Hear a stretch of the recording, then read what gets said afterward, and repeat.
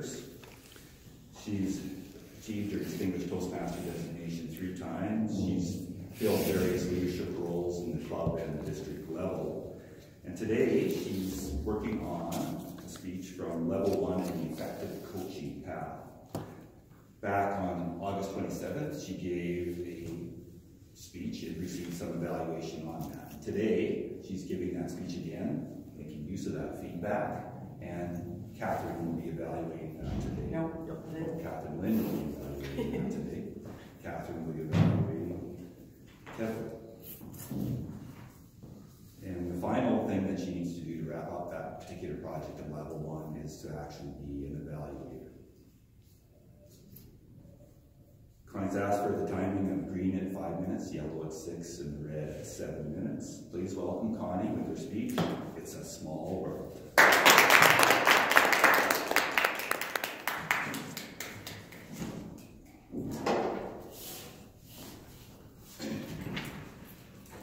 It's a small world after all. It's a small world after all. There's so much that we share that it's time we're aware. It's a small world after all. Fellow Toastmasters, the words to this Disney song have always rang true for me. And as I looked at the people that I have in my life, I realized just how valid these words are. It truly is a small world. Have you ever heard the theory of 6 degrees of separation? That each person on Earth can be connected to another person on Earth by a series of steps that number no more than 5. What this means to all of us here at Wild Oats is that although we are connected through our relationships in this club, even aside from this connection, I suspect that we would find common relationships among us.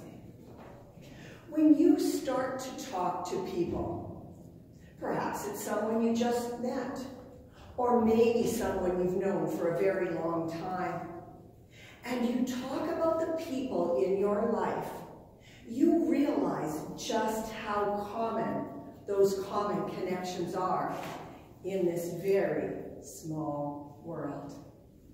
Let me provide you with a few examples. I'm going to start with Bev. Now, Bev and I are great friends, both inside and outside of Toastmasters. What I was surprised about as I was getting to know Bev, as we were getting to know one another, is that she went to school in Belcaris, and she was in the same class as my former sister-in-law. I'm connected to Loretta. Loretta's connected to Bev. Therefore, Bev and I are connected. It really is a small world. Amrutha.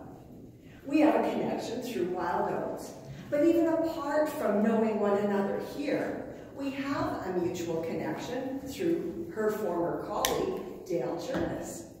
I'm connected to Dale, Dale to Amrutha, and therefore I am connected with Amrutha. I also, I believe, have connections with Kevin. We've all heard Kevin talk about his involvement in the scouting movement. As it happens, back in the early 90s, I also was involved in leadership positions, a couple of them in scouting. I spent 2 years as a Bagheera, a cub leader, great 2 years. And I also spent some years on group committee for our group. Now, I would wager that if Kevin and I were to sit down over coffee and start to trade names on the people we know or knew from our scouting years, his current, mine past, there would be some common names amongst our acquaintances. I remember when Jason walked into Wild Oats for the very first time. Recognizing his last name, after the meeting I asked him, "Are you related to the Seltzers at Balgoni?" Well, it so happens that his dad and my brother-in-law are cousins. What a very small world it is. Now, looking apart from our Wild Oats connections and stepping back from that, let's look at another very common medium, that of Facebook. If you are on Facebook and you start to stalk your friends, as in looking at their friends of your friends, I think you might be surprised at how many people you would find that you know that you have in common.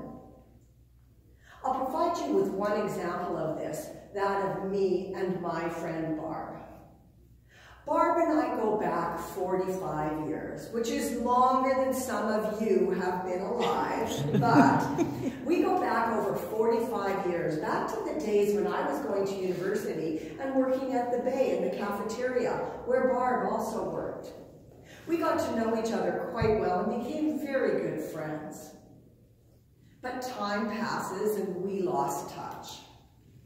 Imagine my surprise when a few years ago, I ran into Barb amongst 23,000 of my closest friends at Craven, of all places. Well, of course, after that, we had to connect on Facebook because that is what we do nowadays. Imagine my surprise after I made that connection with Barb on Facebook when I got a message from another of my friends, Danelda. Danelda and I graduated high school together, and she asked, "How do you know Barb?" It turns out that Danelda and Barb are cousins. Therefore, again, the circle closes in this very small world. Considering the connections that each of us has one to another and how common we find common connections, one of the mantras that I have endeavored to follow in my life is not to say things about people that I wouldn't say to their face. I'm not perfect on this by any means, but I really, really strive for that. Because sure as heck, because I know someone and they know someone and they know someone, the words you say are going to come back to that person sooner or later. Fellow Toastmasters, the people that we know, with the people that we know, I think we have far more connections, far more things in common than we have things that draw us apart. So I encourage each of you to use your ears and your eyes. And as you're getting to know people, look for common connections rather than divisions, because truly, it really is a very small world.